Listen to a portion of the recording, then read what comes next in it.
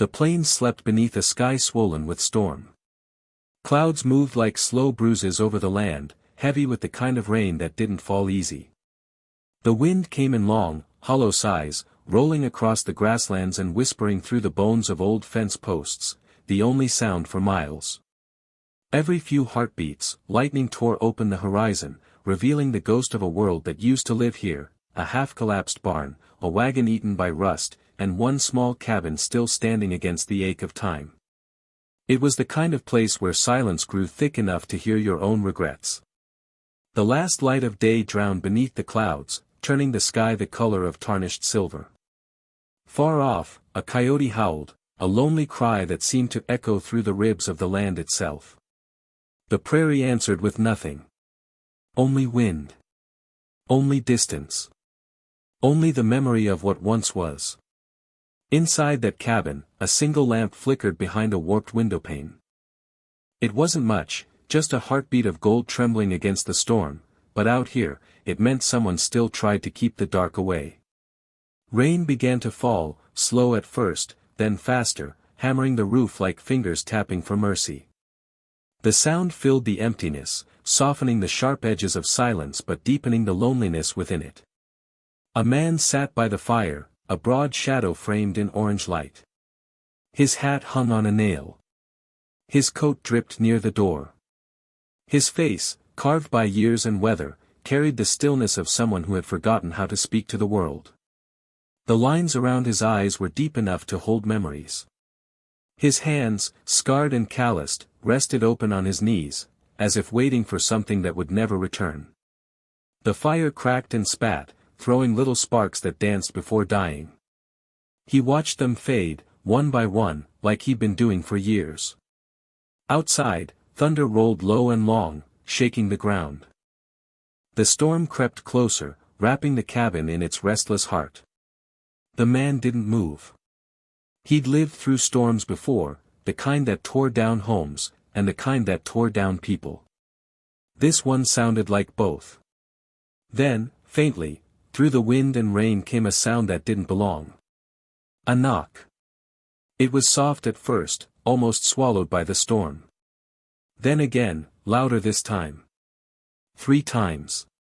The man froze, head lifting, eyes narrowing toward the door. Out here, no one came this far, not in a storm, not at this hour, not to his door. For a moment, he thought the wind was playing tricks again, the way loneliness sometimes did.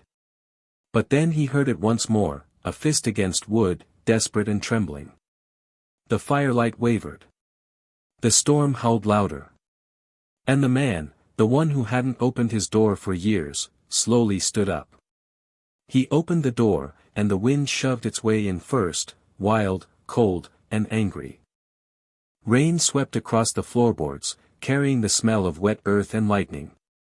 For a moment, he saw nothing but darkness stitched with flashes of white. Then she appeared, small against the storm, her hair plastered to her face, her clothes torn and heavy with mud. She swayed on her feet, one hand still raised as if knocking again, though her strength was gone.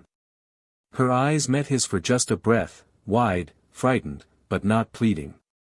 Then she collapsed. The man caught her before she hit the ground.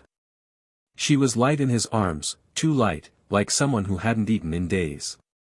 He lifted her inside, kicking the door shut behind him as thunder split the sky in half. He laid her down near the fire. Steam rose from her clothes as the heat met the cold. Her skin was pale beneath the dirt, a thin cut across her temple bleeding slow, steady lines down her cheek. She was shaking, not just from the cold, but from whatever had chased her this far. He didn't speak. Didn't ask questions. Words felt too small for the moment. Instead, he reached for a blanket draped over the chair, rough wool smelling faintly of smoke and sage. He covered her gently, his hands awkward but careful, as if afraid she might break under the weight of touch. The firelight crawled across his face, revealing a man older than he should have been, the kind of age grief carves, not years. His eyes softened as he studied her, the way one might look at a wounded bird that flew straight into their window. He poured water from the tin kettle into a cup and knelt beside her. When he touched it to her lips, she stirred, a faint sound escaping her, half breath, half fear. "It's all right," he murmured, voice hoarse from disuse. "You're safe." She didn't open her eyes, but she drank. Slow. Hesitant. Like trust itself, something fragile that could vanish at any second. Outside, the storm beat its fists against the cabin walls. Inside, a quiet warmth began to build, small but stubborn. He wrung out a cloth, wiped the mud from her face, and noticed the faint shimmer of a necklace, a silver pendant shaped like a feather. He hesitated, his thumb brushing it once before pulling back. Whoever she was, that pendant meant something. He sat beside her for a long while, the fire painting both their shadows onto the wooden wall. The storm outside raged on, but neither of them moved. For the first time in years, he wasn't alone in the sound of the rain. The storm passed in the night, but its echo lingered, in the creak of wet wood, in the hiss of the fire still breathing low. Morning came gray and quiet, the land outside wrapped in fog like a secret it didn't want to tell. She woke to the smell of coffee and the sound of boots moving slow across the floor. The man was by the stove, stirring something in an iron pot. He didn't turn when she stirred, just said, "You can rest. Food's near ready." His voice was rough, but it carried no edge. She tried to sit up and winced, a bruise along her ribs flaring to life. He noticed but said nothing, only set a bowl of stew near her on the table and backed away, giving her the space wild things need before they'll eat from your hand. She ate little, but the act itself was something, the first thread of life returning. When she finished, she nodded once, a wordless thank you that meant more than any speech. He answered with a simple tilt of his hat.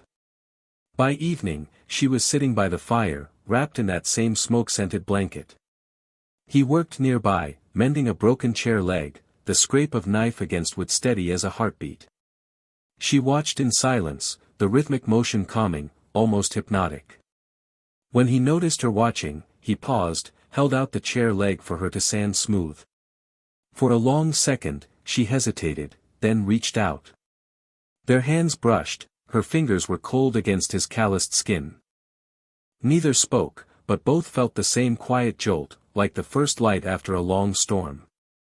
They worked together in silence, the scrape of wood, the crackle of fire, the soft hush of wind pressing at the window. When the chair finally stood again, he set it by the hearth, testing its weight. It didn't wobble. She smiled faintly. "It'll hold," she said. Her voice was soft, as if it hadn't been used in a while. He looked at her, the first real look since she arrived, and nodded. "So will you." Days passed like that, slow, wordless, steady. He taught her how to grind corn, patch a saddle, light the fire with damp wood. She, in turn, tended the garden out back, cleaned the old rifle that hadn't seen use in years, and once left a loaf of bread cooling on the table before he came in from the fields. Each act was small, but each carried a kind of language. A meal shared. A door left open. A lamp lit before dark. The silence between them wasn't empty anymore, it was alive, filled with the sounds of two people learning how to exist in the same space without fear. And when night came, and the wind sighed through the grass again, it no longer sounded like loneliness. It sounded like something trying, quietly, to heal. The days folded into one another, quiet, steady, almost kind. The land began to breathe again after the storm, and so did they. But silence, no matter how gentle, always carries a weight, the kind that hides what words can't. One evening, the sky was the color of faded copper. The man sat on the porch, carving something from a piece of juniper wood, the scent drifting like memory through the air. She came out and sat nearby, the blanket pulled tight around her shoulders. The light from the setting sun touched her face, soft and gold, but couldn't hide the tiredness in her eyes. He didn't look at her when he spoke. "You were running from someone." It wasn't a question. She turned the silver feather pendant around her neck, the one he'd noticed that first night. For a long time, she said nothing, only let the chain slip through her fingers like a rosary for a faith she'd lost. They came for the land, she finally whispered. Said my husband's claim died with him. I told them it didn't. They proved me wrong. The wind shifted, brushing a strand of hair across her cheek. Her eyes were distant, fixed somewhere beyond the line of hills. He didn't answer right away. Instead, he set down the knife and the piece of wood. In the dim light, the carving took shape, a small horse, its head bowed. A thing made with patience, maybe sorrow. He handed it to her without a word. She turned it over in her palm, the edges smooth, the surface warm from his touch. You make these? Only when I can't sleep, he said. She looked up at him then, really looked. Do you ever? He gave a half-smile that didn't reach his eyes. Not since the war. The fire from inside the cabin flickered through the open door, lighting the scars on his forearm, thin, pale lines crossing old burns. He didn't hide them. He stared at them a moment, as if seeing them for the first time. Lost a brother out there. Lost the rest of myself somewhere after. Silence settled between them, not awkward, but heavy with truth. The woman set the wooden horse beside her and traced its shape with her thumb. Seems we both keep ghosts close. He nodded slowly. Maybe they keep us. The sky dimmed to violet. Crickets began their low hymn. Somewhere far off, a coyote cried, not mournful this time, just calling out to be heard. She leaned back against the post, eyes closed, the faintest curve of peace on her lips. Sometimes, she murmured, it helps to know someone else still listens. He looked at her, the storm's memory flickering behind his eyes. I'm listening. For the first time, the silence between them wasn't about what was gone, it was about what might still remain. The peace didn't last, it never does out here. 3 days after the first thaw, the sound of horses came down the ridge, slow, heavy, deliberate. The kind of sound that doesn't belong to travelers, but to men who hunt for something. Or someone. He was splitting firewood behind the barn when he heard it. One strike froze halfway through, the axe blade buried in the log. He didn't move for a long moment, just listened. 2 riders, maybe 3. The rhythm of their spurs sharp as gunmetal. Inside the cabin, she looked up from the table where she'd been mending his shirt. Her hand went to her necklace, the silver feather glinting in the morning light. She didn't need to ask who it was. Some names don't have to be spoken for fear to know them. He stepped inside, quiet but firm. Riders coming. You got a choice, the cellar, or out the back to the arroyo. She stood, the color draining from her face. They'll search. He met her eyes. Then I'll give them something else to find. Her breath caught, not in fear, but in disbelief. If they know you helped me, I already did. That silenced her. The fire snapped once, scattering ash like small ghosts through the air. Outside, the riders drew closer. The creak of leather, the clink of rifles. He moved to the gun rack, pulled down an old Winchester that hadn't seen use in years. Checked the chamber, then leaned it against the wall, not a threat, but a promise he hoped not to keep. When the knock came, it was sharp, official, the sound of authority that doesn't ask, only takes. He opened the door slow. 2 men in dusted coats and badges stood there, reins still clinging to their boots. Behind them, a third held the reins of 3 horses. Morning, the older one said. We're looking for a woman. Widow of Eli Thorne. Ran off after her husband's claim got revoked. Heard she might have headed this way. The rancher met his gaze, flat, calm. Ain't seen anyone but coyotes and storm clouds. The man's eyes narrowed, sliding past him toward the flicker of firelight inside. Mind if we take a look? He hesitated, just long enough for the silence to speak louder than words. Then her voice came from behind him. You don't need to. She stepped into the doorway, hair loose, chin lifted. The silver feather caught the light like defiance itself. I'm right here. The lawman froze, caught between surprise and duty. The rancher turned toward her, jaw tight. Their eyes met, an entire conversation in a heartbeat. She was protecting him now. The older lawman sighed, tipping his hat. Ma'am, you best come with us. You know how it is. I do, she said softly. I also know what mercy looks like. This man has it. The officer looked at her, then at him, saw something human in both their faces that rules couldn't touch. Finally, he turned his horse toward the ridge. You never saw us, he muttered. And we never saw you. When they were gone, she stood in the doorway, shaking. He set the rifle down and met her gaze again. You didn't have to, he said quietly. Neither did you, she answered. Outside, the last of the snow melted under a sudden sun. Inside, two people who had lost everything had just risked the little they'd found, for each other. The night came soft that evening, the kind that carried no thunder, no threat, only the hush of crickets and the slow song of wind through dry grass. The danger had passed, but something deeper still trembled in the quiet, as if both of them were afraid to believe in calm again. The rancher sat by the fire, sharpening his old knife with slow, thoughtful strokes. Across from him, she mended a tear in her shawl. The lamplight flickered between them, gold on her hands, silver on his eyes. Neither spoke for a long while. Silence had become their first language, and it said enough. He reached for the mantel and brought down the small wooden horse he'd carved weeks ago. Its surface was smoother now, worn by his thumb, a habit he hadn't noticed until this moment. He turned it once, then held it out to her. I finished it, he said quietly. She looked at it, then at him. It's beautiful. It's yours, he replied. Her fingers brushed his as she took it. The contact was brief, but it stayed, a warmth that spread through the stillness. She traced the curve of the carving with her thumb, noticing something she hadn't before, two faint initials etched into the underside. His. And hers. Her eyes lifted, soft and wet in the firelight. You marked it.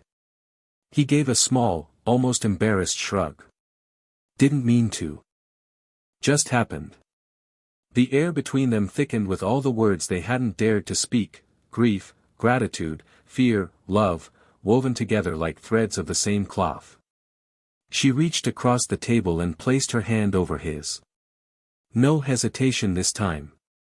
His breath caught, not from surprise, but from how right it felt, how simple. I used to think I was done with home, she said softly. Turns out, I just hadn't found the door yet. He looked at her then, really looked. The storm that had lived behind his eyes for years was gone, replaced by something steadier, like dawn after a long night. You found it, he murmured. And I never knew I'd been keeping it open. They sat that way for a long time, hands resting together between them, firelight folding around their shadows as if the world itself was exhaling. Outside, the wind brushed against the cabin walls, not in anger now, but in blessing. When she leaned her head against his shoulder, he didn't move. Didn't speak. Just let the silence hold them, two souls once lost to storms, now learning the sound of peace. And for the first time in years, he felt sleep coming easy. Not the kind that forgets, but the kind that forgives. Morning rose slow over the prairie, painting the wet earth in gold. The storm's memory had long faded, leaving behind the scent of grass and new beginnings. The cabin stood quiet against the horizon, its smoke curling upward in thin, steady ribbons, a promise instead of a plea. He stepped out onto the porch, mug in hand, and watched the sun lift over the hills. The land looked softer now, less haunted. The wind that once howled through the emptiness now moved gentle, carrying the faint sound of someone humming inside, her voice, low and steady, stitching warmth into the morning air. He smiled without meaning to. Beside the door, her silver feather pendant hung on a nail, catching the light, not forgotten, just resting. Beneath it, on the table, the small wooden horse stood guard, its shadow long in the new day. The world hadn't changed. The dust still drifted, the fences still leaned, and the road still stretched toward nowhere. But the silence was different now. It no longer felt like loneliness. It felt like home. And as the wind swept across the plains, it carried more than dust this time, it carried her laughter, soft and alive, all the way to the edge of the world.